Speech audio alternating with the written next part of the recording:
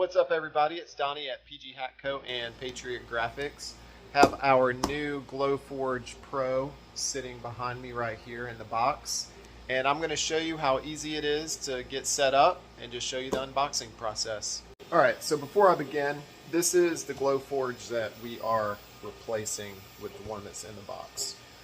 There was a warranty issue that Glowforge was incredible to work with to take care of the problem that we had.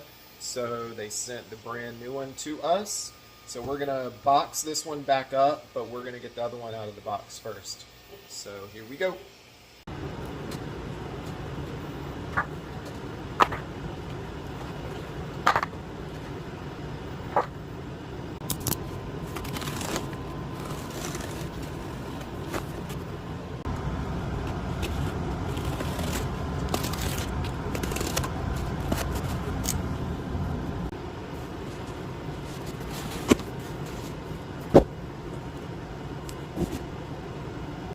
Here it is, the Glowforge Pro. Just wanted to show you how well it's packed up in here. So one thing you want to remember, if you're a new or future Glowforge owner, to keep everything that they send you. Keep the boxes, the styrofoam, everything that they send in the box. Keep it. Stick it in your attic, stick it in your shed. That way, if you have any warranty issues that you need to take care of, all you have to do is stick your old one back in the box and send it back to them.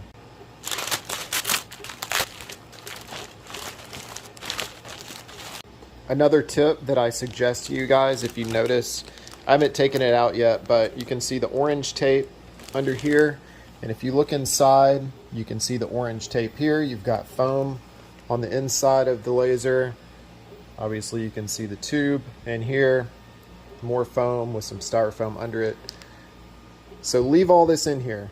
So don't open it up and get too excited yet. What you want to do, leave all the packing contents that keep things from shaking and moving around. Leave them inside the laser until you get it set up to wherever you want to put it. That way you're not picking it up and tilting it and the laser, moving around or anything like that. So just my word of advice. What I've got to do now, this is the laser that we are sending back that had an issue, and you can see the other one we've got running here that's working while I'm doing the video. So I'm going to get this one off of the workstation and get this one moved over here. There she is. Whew, I'm out of breath. These things are heavy. They are 55 pounds, so I highly suggest team lifting on these. I've got the one we're sending back sitting over here, and I'm going to move it into the box right here. We're going to put it just back the way everything was packed up, and I'm going to show you how that works.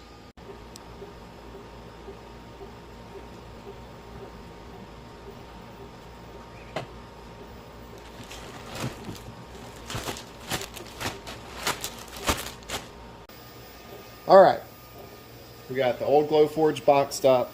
We got the new one here. It's all still taped up. So we are going to show you how to get going.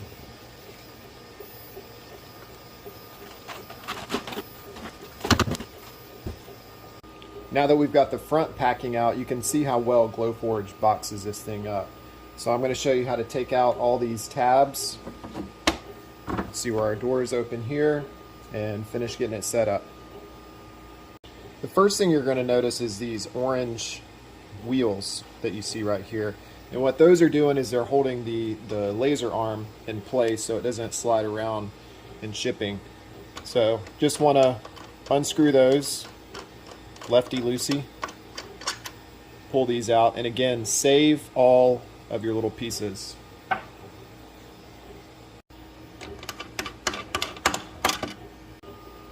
Get the rest of this styrofoam out, and we've got a little lens wipe in here and your lens removal tool. And the most important part, we've got the laser head right here. Do not eat this. It is not a Cheeto. So the way that this works, it's got a little magnet on the end of this, and you've got your little lens down in here. So you want to stick that in. You can hear it click. You can see how it pulls it out. So there is a right way and a wrong way to put this back in. You always want to make sure that you've got the little concave portion facing up and the tool fits right in there. If you notice, the other side looks a little bit different, and it doesn't really, it still attaches, but it doesn't really fit the way that this one does. And there's a convenient little arrow showing how to put it back in. So when you want to put it back in, obviously it's a magnet, so it's not going to let go. So you flip this side over and it's got the little groove there. You fit it in and just kind of drop it back in like that, and it stays in by itself. You don't have to worry about it falling out. You've got your lens here. Always want to make sure that these are clean. Maybe check them once a week, and you'll notice if you do a lot of work, it almost looks like little burn spots on there. So either take your lens wipe that Glowforge sends you, or microfiber. We use some isopropyl alcohol to wipe our lenses off. We'll use it for this one and this one. Also, if you take the lid off of the laser head, you will notice this. It's the little mirror. So basically the laser shoots in here, it hits the mirror here, and then it comes out of the bottom right there. This is another piece that you want to make sure that you keep clean. It'll do the same thing. It'll show little burn marks on there. So just wipe them off with a alcohol wipe or a microfiber with some isopropyl alcohol on there.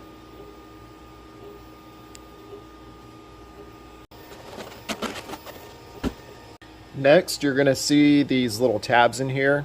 They're rubbery, and what these are doing, you can see the laser wheel right here, and here's the track.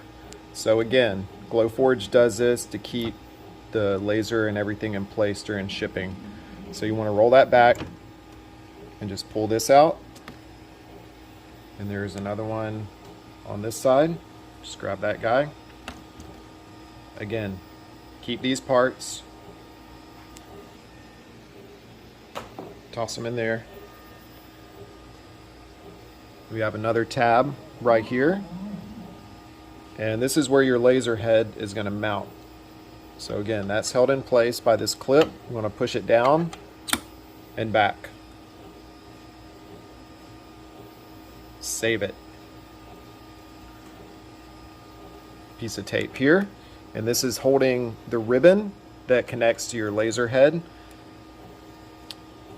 which I'll go ahead and talk about while I'm doing this. So apparently with our other Glowforge Pro that is back in the box, what had happened is there was like a kink right here in the ribbon, and it was causing some communication issues. So the ribbon was not talking to the head, so it wasn't working. And what Glowforge does is since it's a cloud-based software, I'll show you this real quick. You can see how it just snaps into place. So since Glowforge is a cloud-based software, they can log into your machine and kind of see what's going on. So we went back and forth, and they did that, and they determined that it would just be easier for them to send us a replacement, which is very awesome. So we've got our laser head, we got the ribbon hooked up here.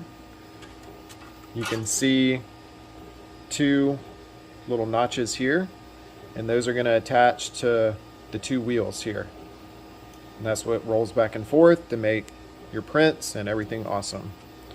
So what you want to do, make sure your ribbon is tucked back in here, and you kind of tilt it up and down. and it's got magnets, so it stays there. It's nice and steady. We are almost ready to go. Just wanted to go over a few parts here with you guys. On the lid right here, you're going to notice the little camera. So when the lid is closed, the camera is facing down. And when you open the Glowforge app software, the camera is going to show you exactly real time what is inside the operating area down here, or your workspace. So we haven't installed the crumb tray, which you will see over here. This black thing is the crumb tray, and that's going to catch any debris or anything like that during cutting and engraving that kind of trickles down. So this is our crumb tray in this one, and here we have our crumb tray right here. Now if you ordered a brand new Glowforge, either the Basic, the Pro, or the Plus model, yours will come with a crumb tray. But since ours was a warranty replacement, we're just using our old one because there's nothing wrong with this. Take this guy over here. Carefully just slide it in, and if you notice also, there's some little grooves back here. And on the bottom of the crumb tray, you can see those little guys right there. So those fit right into the grooves.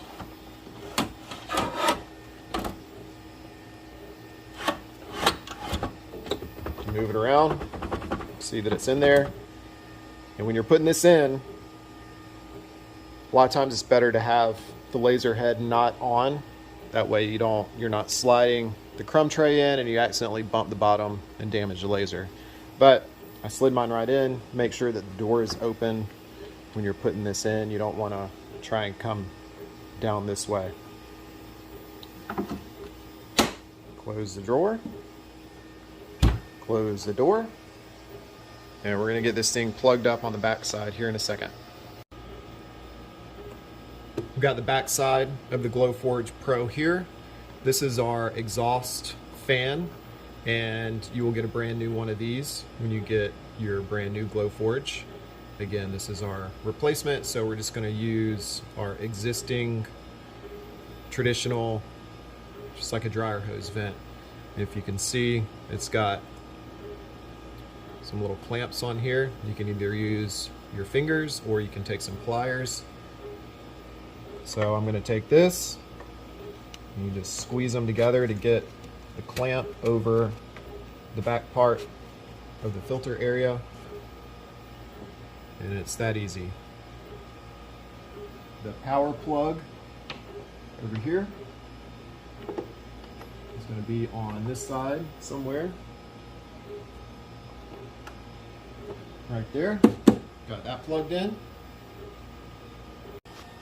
Since we were at the exhaust fan, I am going to show you kind of our setup. Since you're probably wondering if it's back here, where is your window, where is it venting out at? So we have the Glowforge external filter right here. I've got it turned off right now. I'm going to show you how loud it is. Kind of sounds like a vacuum cleaner. So I've got it turned off while we do this video. That way I don't have to stop our other Glowforge from running. So basically inside of here you've got, you can see the clamps here. This lifts up, there's a huge metal filter inside. So this is our setup that I built, just to show you real quick. Since we have two Glowforges, this filter is pretty expensive. So honestly, I didn't want to buy two of them. We'll probably eventually get two of them. The replacement filter inside by itself is $300, I believe. So I created a T system. So this one's coming from our Glowforge on the right side, and then the left one is on the left side. So that's kind of our setup. You know, obviously you don't have to do this. You can vent everything out the window if you want to save some money and not splurge for the external filter. But just wanted to show you that real quick, just in case you had any questions about this and where it was going.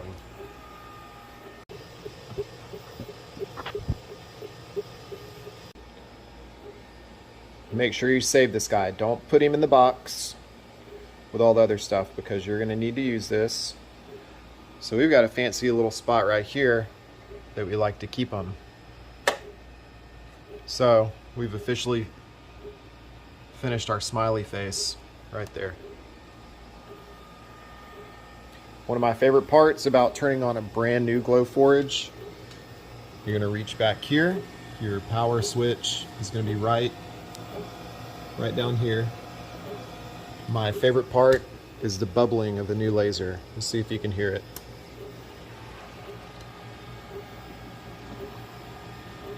You can see it.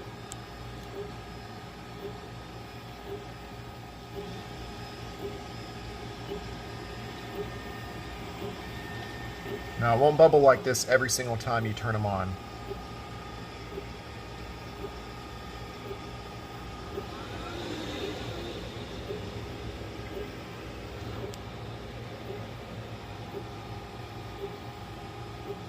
It's going to take just a little bit to get up and going.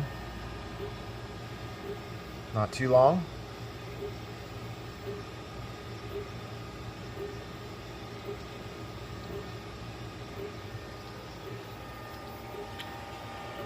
So if you notice, the light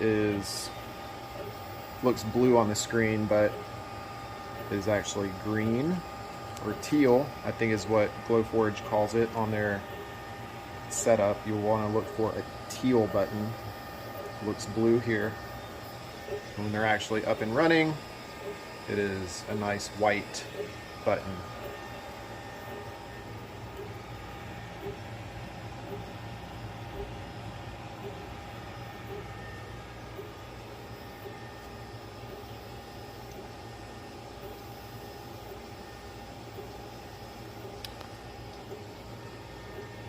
If you notice, every time you turn your Glowforge on or it finishes a job, you can hear little clicking noises.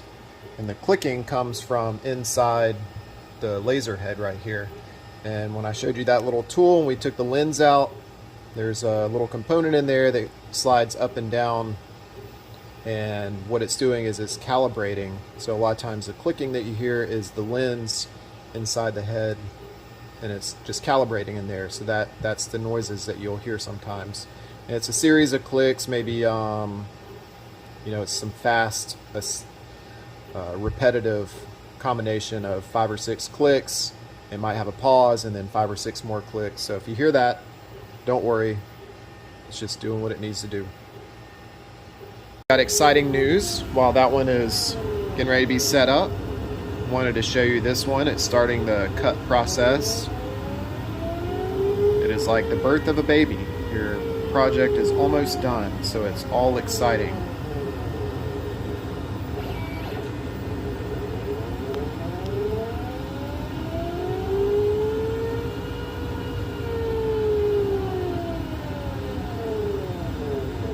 Okay.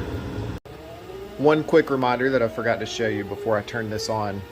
Make sure that the laser head is to the left and the laser arm is pushed up. So up and to the left. And then you'll start your setup. Won't break anything if you don't do that, but just make sure that it's up there. We are ready to go set our Glowforge up. So just go here. Here we are. We have already done the unboxing on our end. So this basically just kind of shows you everything that we showed you in our video. Ours did not have handles on the box, but that's fine. Looks like they have changed their boxing a little bit. Our other two did have the handles. So here we go. Obviously I did it by myself, and as I recommended, do a team lift. My wife was not here to help me, so I was just being impatient because we got to get both these back up and running. So blah blah blah blah blah, same stuff I showed you guys, they show you as well. So right here, if you've got the Glowforge Pro, on the inside you've got these shields here on the front and the back, and it's the pass-through. So that was one of the reasons that we chose the Glowforge Pro, was for the pass-through ability. We didn't want to not get it and then regret not getting it, so we actually use the pass-through for our leather. That way we're not constantly cutting chunks of hides and laying them inside here. You can see this job is done now. So what we do, we just cut the hides and we just kind of keep feeding them through as each job gets done.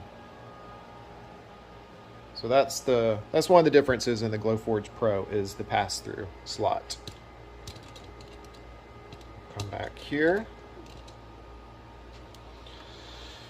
Just keep going through. As you can see here, here's your crumb tray, power cord. There is the vents and the little clips that I showed you guys. Once again, everything exactly as I showed you. Plug in and everything. There's your little pieces here. Connect, turn on the Glowforge. You hear the bubbling sound, and as I said, it'll glow teal, but it looked blue on the camera. So we'll continue. You are ready to get connected. So this was kind of one of the tricky parts to us in the beginning. If your button is not glowing teal, hold it for 10 seconds, but ours is in fact glowing teal. To your settings, let's click continue first. So then we'll go here, waiting on your Glowforge to connect. So now we'll go down here.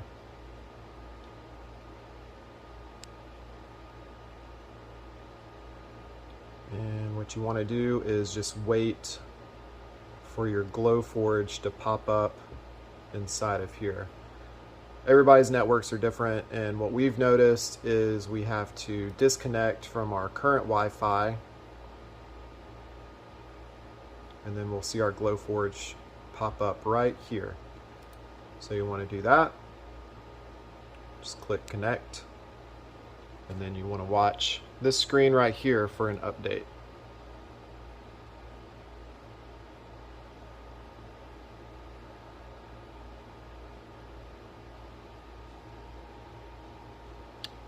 So our device was found. Huzzah! Your computer is connected to your Glowforge. Sometimes it'll automatically refresh here, and it'll show our current local Wi-Fi network. Sometimes we have to click refresh. So this is ours here. This is for our home. So you just click that, and you just want to log in. Connect.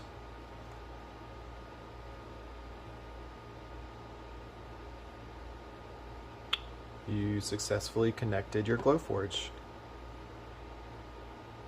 So again, everybody's networks are different.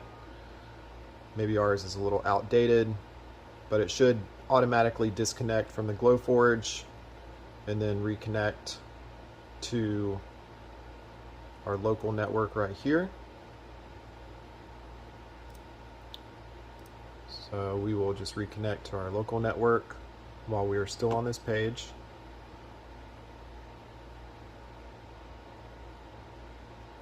Almost done. So everybody comes up with a name for their Glowforge.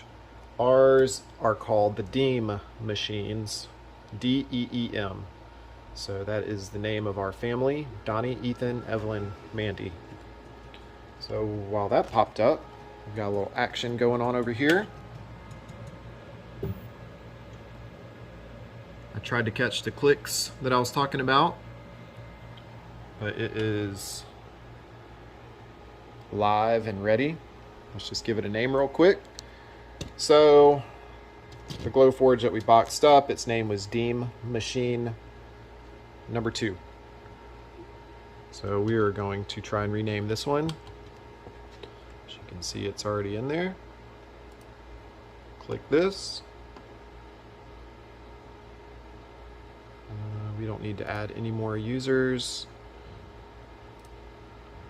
So hey, there's our email addresses if you ever want to email us. Save changes.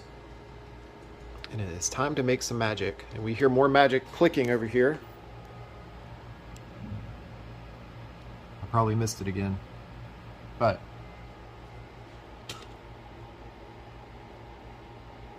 go back over here. And I'm going to show you how to quickly go through your settings. So what is going on right now is it is probably in the homing stage. Here's our job that finished. So since we have 2 Glowforges, you can see your list is up here. So if you want to add more on, there is, that one shows offline. So what this is the one that we boxed up. And then this is our new one. So it shows it is on centering.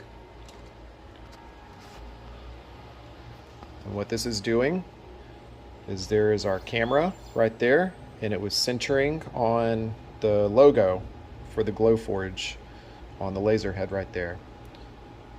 So centering, that's what that means. Right now, it is still centering. And basically it's just kind of figuring out where it needs to be inside of here. So then it goes back to its home in the upper left. Like I had mentioned, always up and left. One thing you never want to do, you never want to open the lid and move the head while it's on. So if you want to, move it back around to where it needs to be, just make sure you turn it off before you start pushing. It's not going to break it, but just is a little less resistance on the equipment. So our Deem Machine 2 is now ready. I'm going to go to one of our other jobs. So once you get your Glowforge set up, you become part of their online network. So you see this community tab right here. Go over to this window and I'll kind of show you.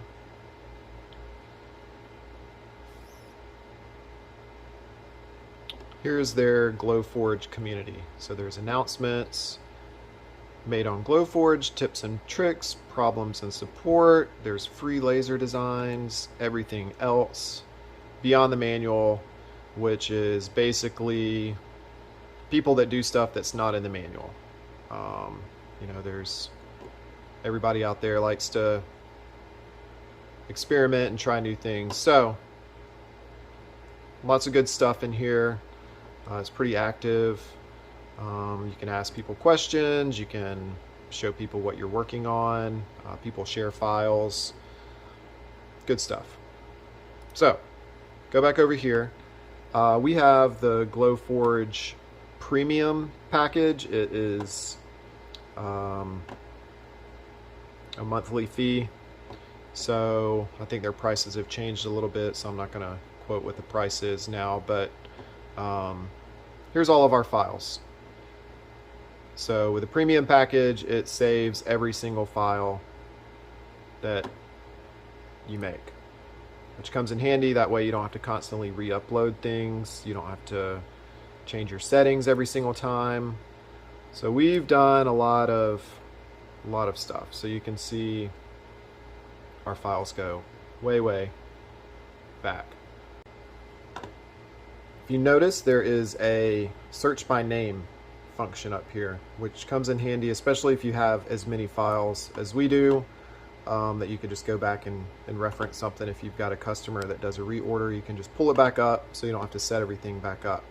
The tricky part is the search function is only available if you have the search all feature checked. So if we go back, and this is the main page that you would see when you log into your software, you see view all. but you do not see the search function up here. Let's go back to demachine 2. So to get the search function, you have to click View All, and then you can see it up there. So let's do a print. We will do one of our new PG Hatco trucker designs.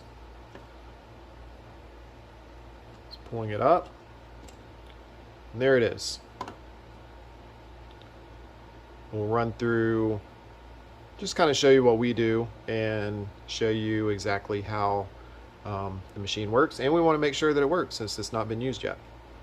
We are back at the machine, and if you do any sort of leather crafting or even wood crafting, you obviously build scraps of stuff. We don't throw stuff away. We use a top grain premium leather, and sometimes things are different shapes, so you don't ever want to throw your stuff away. So we're going to open this up. What you want to do, just lay it flat in here, and we've got these little weights. I don't know if you saw them in the video that I was doing and kind of wondered what they were. So when you engrave leather, it gets hot, obviously. Not hot to the touch, but you're burning and you're engraving. So we just like to lay these on the sides. That way if it's cutting real close, it's not going to curl up and you know, mess up your work that you've been waiting to get done. It's real leather, so real leather has imperfections. You just want to make sure not to engrave over that. We're going to close our lid. Let's go back over here and close this one, because we've got two. And the exhaust fan is in this back corner, so if we're engraving on this one and the lid on this one is open, you're going to smell those fumes coming out of here. So we'll close this and go back to the computer. As you can see, the 3D camera that is inside on the top of your lid shows you exactly what is in there, and it shows you where to move your artwork around. So here's our patch, and I want to make this a little bit smaller. Here's the one that I did on our foam trucker hat. We've got some olive green or olive drab if you want to be precise about the color. So let's make it just a hair smaller. That way it doesn't take as long to engrave. So if you want to change the size of your file, just go to the bottom left. You can lock or unlock the proportions down here. So we made it 3.5 inches originally. So let's change it to 3.25. Make sure that's locked. If it's not, you can see what happens. Don't want that. So just like a regular keyboard, Control Z will undo stuff.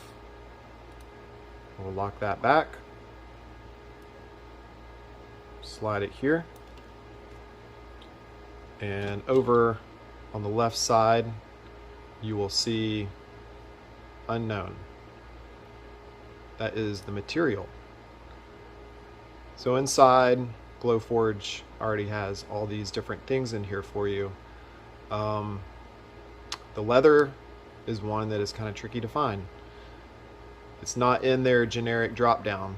So if you want to do leather, just type in leather, and you've got medium natural leather, thick natural leather, thin natural leather.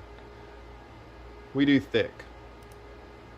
One of the questions that I get the most often, what are your settings? Every settings are different. Every leather is different. There's different thicknesses. It all performs differently. So I suggest start with the thick natural leather, the stock settings. You can go in here and you can make your own custom settings, and you can save them. So we've got just different stuff in here where we've done flasks, tile etching, different stuff like that. That way we don't have to change the settings each time. So we've got leather engraved set up in here. We've got our leather score setting, and then we've got our leather cut setting. Everything that I design is in is inside Adobe Illustrator. If you want your engrave, I mean, we do everything in black. If you want your engrave, do it in black. If you want score marks, do it in black, but just make sure that it says as a stroke and not as an outline or anything like that, because if you do a black, just a black line that's not a stroke, it's going to engrave it. So engrave, score, and for your cut, you want that a completely different color inside whatever software you're using. We always use red, just because I think that's just a generic color that people use to cut. So it is ready to print. So we are going to click ready, and we wait for it to upload. Take you over here. The Glowforge, it is centering. It's actually scanning right now, but it's getting everything set up, and it's scanning your material, and it's figuring out the thickness. Goes back to its home.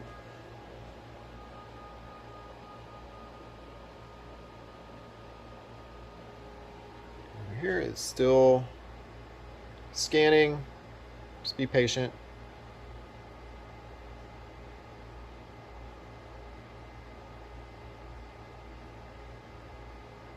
So this is going to take 8 minutes. I know. 8 minutes is kind of a long time, but it is what it is, and we love the Glowforge, so we don't mind waiting a little bit longer. Each print is going to take different amounts of time. So if you notice, we have quite a bit of engraving work that's going to go on with this one. Everything is different. This patch here, we did kind of like some faux score marks around the edge. But this one, instead of doing score marks, we're just doing a thick engraved border like this. So it just takes a little more time. Everybody's patient. Come over here. Our light is blinking white. Remember earlier it was teal or green. So you just want to push it.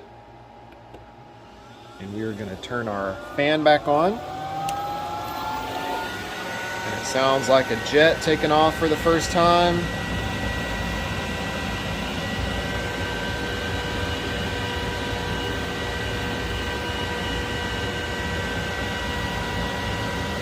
I'm going to speed you guys up and put you on hyperlapse.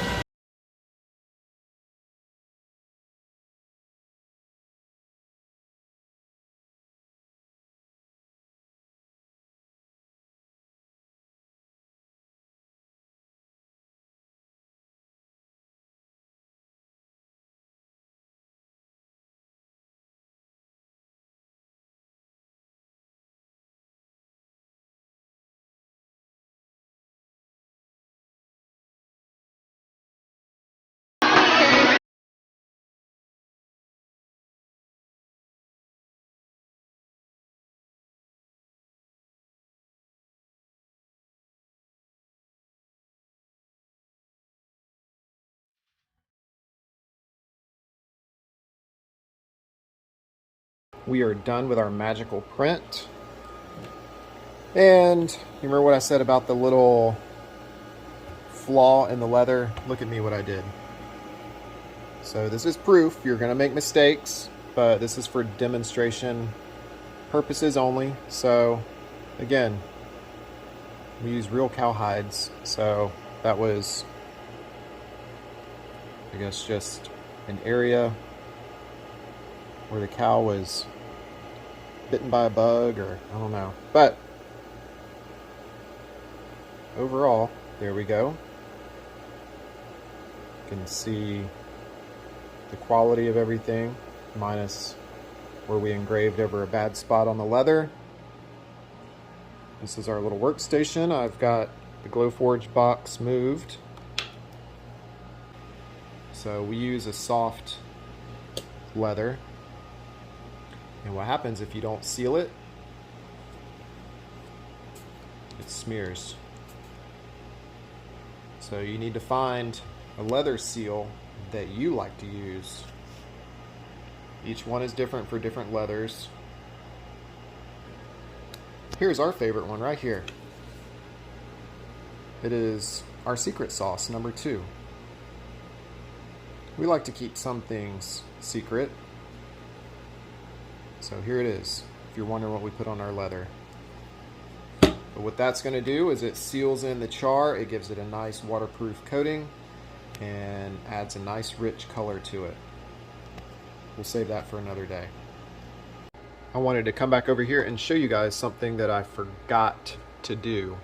Whenever I turned our Glowforge on to engrave, I don't know if you noticed how loud it was. That was the Glowforge, their stock internal fan that you could hear. If you've got the external filter like we do, you click these little dots and you want to make sure that this is turned on. And what that does is it disables the fan inside the Glowforge that pulls everything inside of your hose, or that filters it out through the window. So we'll get that to go away. And you can see the engraving there. And the reason that you can still see it is because the lid is open. So we'll walk back over here. You can see where it cut. Close our lid. And it rescans. So in just a second you should see that go away. Yep. So now that once again shows what is inside of our machine. If you want to go back to your settings, or back to your files, just click on the logo and it'll show the most recent one that you opened. So here is everything in here. They also have their online catalog.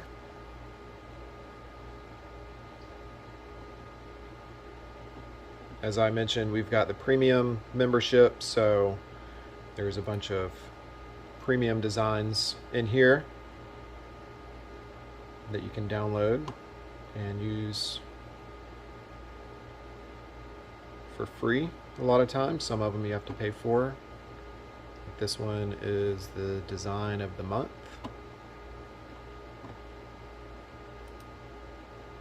If you want to go back, you can go through the drop down.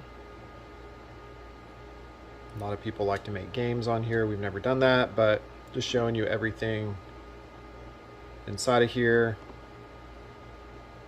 There's a space shuttle. You can download the files for $24.99 and they're ready to use, ready to cut. You don't have to do anything except put it together.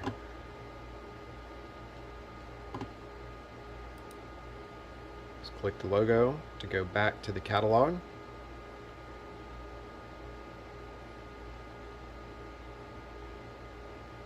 If you have any problems, just go up here to support. Sometimes their live chat is up and running. I can go to the forum and ask some questions. Oh, I saw it down there. So it looks like someone is online right now, so you can chat with them live if you have any questions, or you can submit a support ticket and they will email you back. I appreciate everybody taking the time to watch our video today of the unboxing and the setup of our Glowforge Pro. Hopefully it helps you out. I know it can be a daunting task, maybe a little bit stressful. And I know that whenever I first set up our first one, it was pretty overwhelming. I was afraid to move anything or touch anything too hard. So hopefully I made that a little bit easier for you and eased your nerves if you're considering this, or maybe if you did a search and you've got your Glowforge and you did a YouTube search on how to set it up. Maybe I helped you out with that. Drop a comment below and just let us know what you're doing, what you're making, or just let us know how we're doing. If you have a question about anything, I'll try and answer it for you. But make sure you subscribe, give us a thumbs up, and we've got our Glowforge affiliate down below that will save $500 off your Glowforge Pro if you choose to buy one.